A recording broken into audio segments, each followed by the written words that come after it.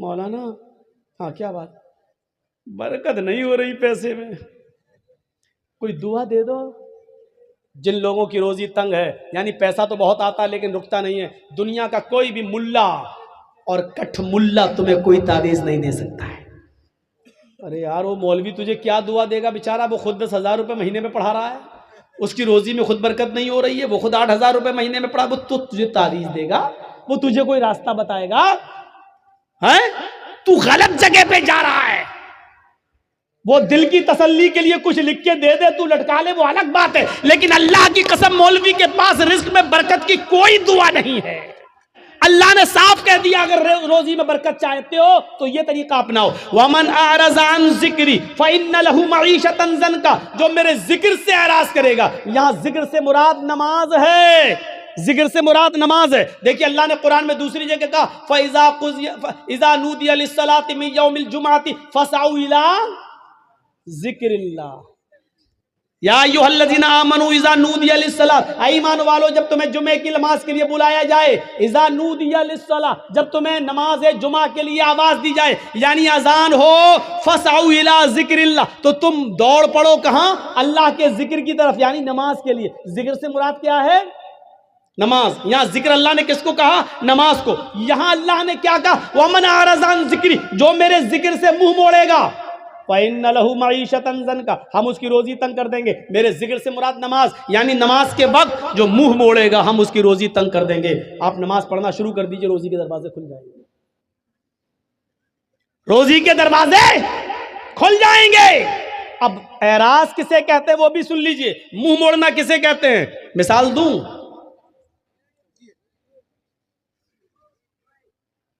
ہمارے نوٹ بھیگ گئے، ہمارے پاس 2,000 کے نوٹ کی ایک گڈی ہے اور رکھی ہوئی ہے گھر کے آنگن میں، کھلا ہوا ہے، اور بارش ہو رہی ہے، ہم کیرم بورڈ کھیل رہے ہیں۔ لوگوں نے کہا رے بارش ہو گئی ہے، وہ دیکھو وہ دیکھو وہ دیکھو نوٹ بھیگ رہے ہیں۔ اس کو کہا جائے گا نوٹوں سے اعراض کرنا۔ نہیں سمجھے؟ ایک اور مثال سمجھاتا ہوں۔ بچہ رو رہا ہے، بھوکا ہے، بچہ رو رہا ہے، بھوکا ہے، اس کو ماں کے دودھ کی ضرورت ہے، اور اس بچے کی ماں ٹی وی کا سیریل دیکھ رہی ہے، کون؟ وہ کیا، ساس بھی کبھی بہو تھی،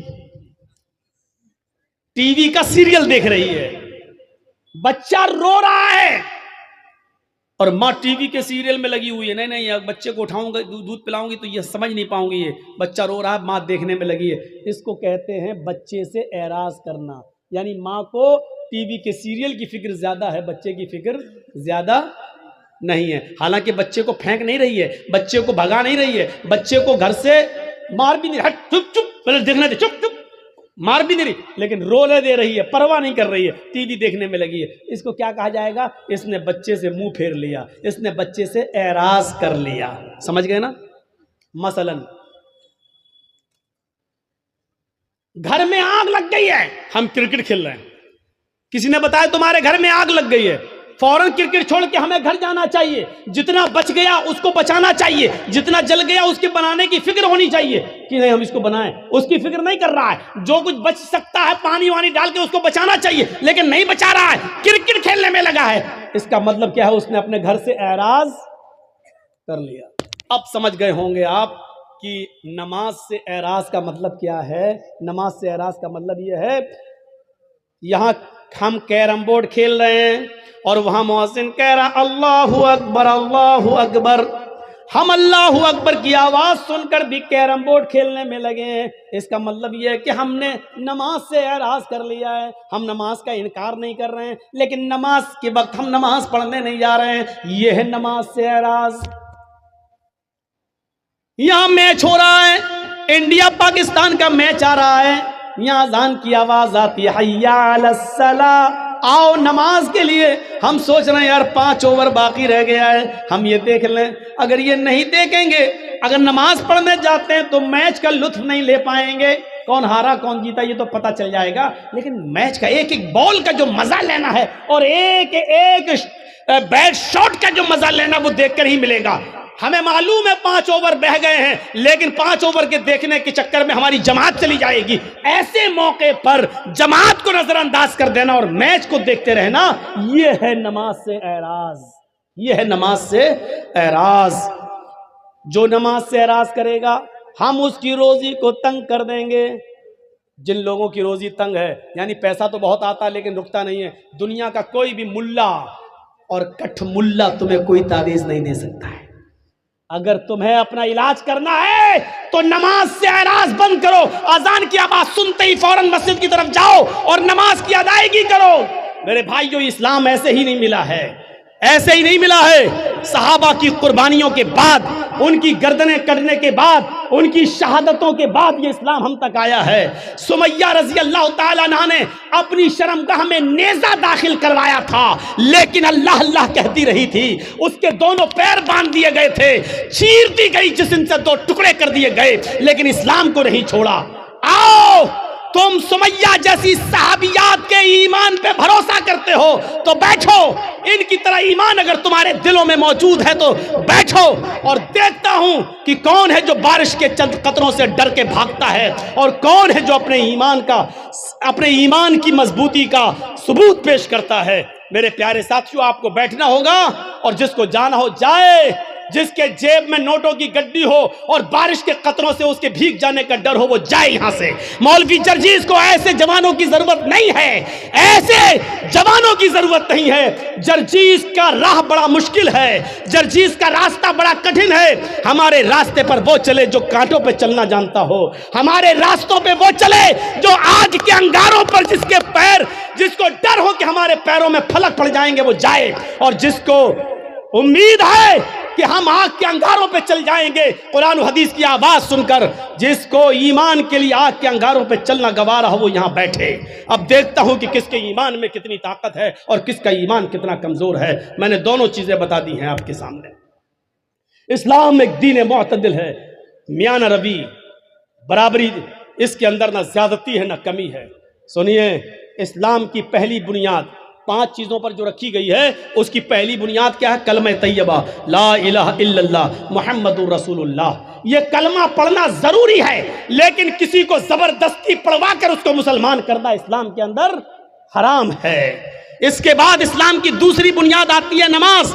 نماز فرض ہے، بہت ضروری ہے، لیکن اپنا کام دھندا چھوڑ کے 24 گھنٹے سجدوں پہ سجدے ٹھونکے رہنا، یہ اسلام نے اس کو جائز قرار نہیں دیا ہے۔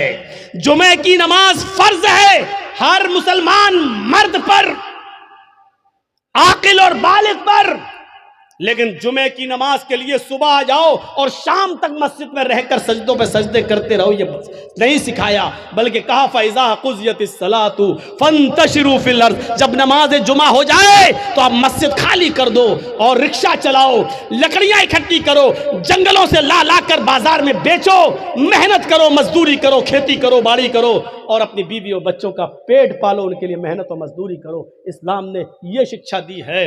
نماز فرض ہے، لیکن 24 گھنٹے سجدہ کرنا اسلام کے اندر جائز نہیں ہے۔ زکوٰۃ غریبوں کی بہت بڑی ہمدردی ہے۔ آپ کے پاس ایک لمٹ ہے، ہندو دھرم میں بھی زکوٰۃ ہے لیکن لمٹ نہیں ہے، یہ اسلام لمٹ متعین کرتا ہے۔ کتنا سونا ہونا چاہیے تب کتنی زکوٰۃ ہوگی، چاندی کتنی ہونی چاہیے تب اس پر زکوٰۃ ہوگی۔ سونا اور چاندی نہیں ہے لیکن پیسہ، کتنا پیسہ ہوگی اس پہ زکوٰۃ ہوگی۔ آپ کے پاس مچھلیوں کی تالاب ہے تو کتنی مچھلیاں ہونی چاہیے جس پر آپ کے پاس زکوٰۃ ہوگی۔ آپ کے پاس بکریاں کتنی ہیں کہ جس پر کیا آپ کے اوپر زکوٰۃ فرض ہے۔ آپ کھیتی باڑی کرتے ہیں، کتنا دھان ہونا چاہیے کہ آپ کے اوپر زکوٰۃ ہے، کتنا گیہوں ہونا چاہیے کہ اس پر آپ زکوٰۃ دیں گے۔ بارش کے پانی سے کھیتی پیدا ہوئی ہے تو اس پر کتنی زکوٰۃ ہے۔ بارش نہیں ہوئی ہے، آپ نے پیسہ دے دے کر پانی خرید کر کھیتوں میں دیا ہے تو اس کے پانی سے جو پیداوار ہوئی اس پر کتنی زکوٰۃ ہے۔ اسلام نے ایک ایک چیز کو कंप्लीट कर दिया और बता दिया है। मौका नहीं है कि इन सारी चीज़ों को आपके सामने रखा जाए, आपके सामने रखा जाए। आप अपने जिस मकान में रहते हैं उस पर ज़कात है या नहीं? एक मकान के अलावा 2-3 प्लाट आपने और ख़रीद रखे हैं, उस पर ज़कात है या नहीं? अगर वो मकान प्लाट आपके हैं तो उस पर ज़कात है या नहीं? अगर उसको बेचने के लिए रखे हैं, आप उसको बेचेंगे, बिजनेस कर रहे हैं, उसको बेचकर फिर दूसरा खरीदेंगे, तो बेचने की नीयत से जो आपने जमीन और प्लाट खरीदे हैं तो उस पर ज़कात है या नहीं? है तो कितनी है? आप कपड़े का कारोबार करते हैं, उस पर ज़कात है या नहीं? जिस दुकान में बैठते हैं उस पर ज़कात है या नहीं? दुकान पे जो माल रखा है उस पर ज़कात है या नहीं? ये तमाम चीजें इस्लाम ने बता दी हैं। इसलिए कहते हैं कि इस्लाम एक मुकम्मल मजहब है जो किसी दूसरे धर्म के अंदर आपको नहीं मिलेगा। इतना लिखा गरीबों को दो, कितना दो, कुछ नहीं। करोड़ों वाला 1 रुपया दे के भी निकल जा, हो गया। लेकिन इस्लाम में अगर 1 लाख रुपया तुम्हारे पास है तो 2,500 देना पड़ेगा। 2,500 अगर 2400 दोगे और 100 रोक लिया तब भी आप गुनाहगार हैं, याद रखिएगा। 1 लाख है, 2500 आप पर ज़कात बन रही है। अगर आपने 2499 रुपए दे दिए और 1 रुपया रोक लिया तो आप गुनाहगार हैं। इस्लामी हुकूमत होगी तो आपसे जंग की जाएगी, आपसे क़िताल किया जाएगा, आपसे लड़ा जाएगा। अगर आप 1 रुपया देने से मना करेंगे तो आपके खिलाफ जिहाद किया जाएगा। मेरे भाइयों सोचो, ये इस्लामी रूल्स हैं। ये बड़े बैठे बड़े बड़े चौधरी और सरमायादार, बड़ी बड़ी बिल्डिंगों के मालिक, आज जिनके पास करोड़ों की मिल्कियतें हैं, हिसाब लो तुम ज़कात देते हो या नहीं देते हो अपने माल की पूरी पूरी। इस्लामी हुकूमत होती तो जबरदस्ती ले लिया जाता, नहीं है। वो कहेगा बे आज तो मौलवियों को सबसे ज्यादा सुनना पड़ती है, आ गए सुबह सुबह मेरे पास लेने, बैठो 10 बजे उठेंगे, साहब सो रहे हैं। अल्लाह का शुक्र अदा करो कि इन मौलवियों ने तुम्हारे लिए बहुत आसानी पैदा कर दी, वरना जिम्मेदारी तुम्हारी थी मदरसों में पैसा पहुंचाने की। ये तुम्हारे घर आकर तुम्हें अज़ाब इलाही से बचा रहे हैं, तुम्हारे घर आकर। और तुम इन मौलवियों के बारे में कहते हो कि जाओ सुबह आना, जाओ 10 बजे आना, अभी हम सो रहे हैं। ये जमीन कहीं फट न जाए और आए अमीर आदमी, आए चौधरी, कहीं तो इस जमीन के अंदर धस न जाए, धस न जाए। मौलवियों की 2 साल कोरोना रहा, कभी आपने सोचा उलमा का क्या हुआ बेचारों का? जो मदरसे बंद हुए उनका बारे में सोचा कभी आप? एक मौलाना साहब मस्जिद में दुआ कर रहे हैं, वो वीडियो बड़ा वायरल हो रहा है। 26 साल तक उन्होंने किसी मस्जिद में इमामत की, 26 साल के बाद उनकी तनख्वाह कितनी हुई? 12,000। 12,000। अब वो मस्जिद में जुमा पढ़ाने के बाद, जुमा ख़त्म करने से पहले दुआ कर रहे हैं, अल्लाह 26 साल मैंने इस मस्जिद में जुमा पढ़ाया है, इस मस्जिद में नमाज़ पढ़ाई है, आज मेरी तनख्वाह 12,000 है। जितनी मेरी तनख्वाह है उतनी तनख्वाह, उतना ही कारोबार, उतनी ही दौलत का मालिक मस्जिद के सेक्रेटरी को बना दे, मदरसे के सेक्रेटरी को बना दे, मस्जिद के मुतवल्ली को बना दे। सब चुप। उसने कहा आमीन बोलो, आमीन बोलो। कोई आमीन ही नहीं बोल रहा। क्यों, क्या हुआ? तुम्हें ये दुआ बुरी लग रही है तो कम से कम मौलवियों के बारे में भी तो सोचो। 12 साल से उसकी तनख्वाह 3,000 4,000 से आया, 12 साल 26 साल में उसकी तनख्वाह 12,000। ये कौम का हाल है जो अपने इमाम की कद्र न कर सके, जो अपने इमाम की तनख्वाह ना बढ़ा सके, जो अपने इमाम को खाता और पीता हुआ ना दे सके, वो इस्लाम के लिए क्या कुर्बानी देगा? कौन करेगा उनकी देखरेख? मैंने कहा ना, 4 लाख मदरसे, 50 लाख उलमा, नतीजा 2% मुसलमान। नमाज फर्ज है, दिन भर मुसल्ला बिछाकर नमाज पढ़ने की इजाजत नहीं। ज़कात फर्ज है, लेकिन इस्लाम ने यह भी नहीं कहा कि तुम्हारे पास जो कुछ सब गरीबों में दे दो और खुद फकीर बन जाओ। यह भी जायज नहीं है। देख रहे हैं आप? और जो ऐसा करता है वो बेवकूफ और पागल है। इस्लाम ने जितना बताया उतना दो, उसके बाद जो और दे सकते हो वो तुम्हारा सदका और खैरात होगा। ज़कात जितनी बनती है उतनी तो दो कम से कम, लेकिन पूरा का पूरा सब कुछ लुटा देना और अपने आप को कंगाल कर देना, इस्लाम ने ये नहीं सिखाया। आखिरी चीज है इस्लाम की हज, बहुत बड़ी नियामत है। हज फर्ज है। अगर आपके पास इस वक्त हज की इस्तिताअत हो गई है, लेकिन 2 साल के बाद आपकी बेटी की शादी है और आप हज का फार्म नहीं भर रहे हैं, तो आप गुनाहगार हैं। یہ سوچ کر پہلے بیٹی کی شادی کر دیں، اس کے بعد ہم حج کرنے جائیں گے. نہیں، آپ کے پاس حج کا پیسہ ہو گیا، حج کی استطاعت ہو گئی، آپ کو جانا پڑے گا. اس سال فارم بھریے، قسمت میں ہوگا تو آپ کی منظوری آ جائے گی، نہیں ہوگا تو پھر دیکھیے بعد میں دیکھا جائے گا. لیکن بیٹی کی شادی کے انتظار میں آپ رک رہے ہیں تو غلط کر رہے ہیں، کیونکہ بیٹی کی شادی میں خرچ کرنے کی اجازت اسلام نے نہیں دی ہے، لیکن حج کو فرض کیا ہے اور حج کی فرضیت اسلام کے اندر موجود ہے.